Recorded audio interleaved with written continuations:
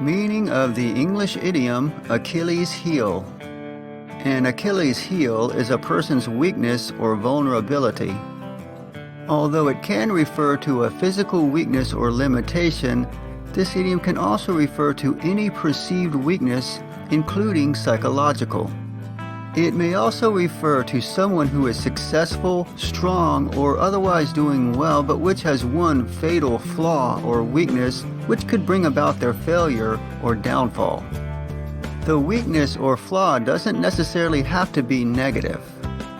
Usage of idiom. This idiom is used in jest as much as it is used seriously. For instance, a person might say, "Ice cream is my Achilles' heel," even though they have no intention of saying that ice cream will be their downfall. Note that an organization, country, or any other entity can have an Achilles' heel. Examples of use. The team had an Achilles' heel, their inexperienced outfielder. Gambling was his Achilles' heel. Martin's selflessness proved to be his Achilles' heel. Origin of idiom. This idiom comes from Greek mythology. Achilles was a great Greek warrior who was invulnerable in battle, or almost. He was the son of the nymph Thetis. Thetis was married to Peleus. According to some stories, this marriage was unhappy and against her will. Since Peleus was a mortal, this meant that Achilles was only semi-divine. As if this wasn't bad enough, when Achilles was still an infant, Thetis became aware that Achilles was destined to die early at Troy.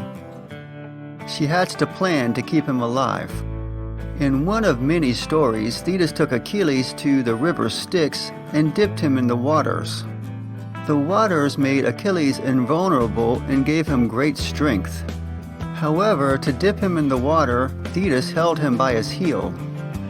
Therefore, his heel did not get wet and was not made invulnerable like the rest of his body. This became his one weak spot.